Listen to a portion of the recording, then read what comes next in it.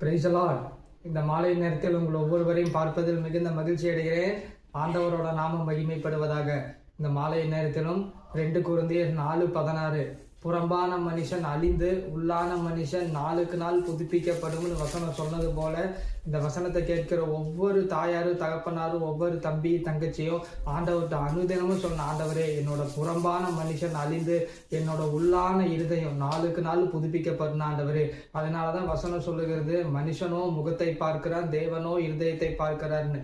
அப்ப இந்த வசனம் சொல்லுகிறது போல எது புதுப்பிக்கப்படணும்னு கேட்டீங்கன்னா, நம்ம உள்ளான மனிதன் நாளுக்கு நாள் புதுப்பிக்கப்படணும்.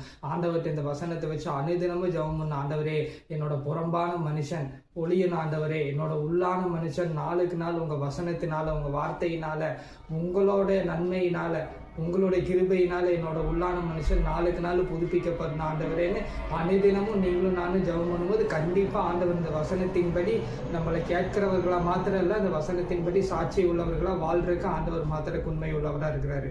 தேங்க்யூ. God bless you.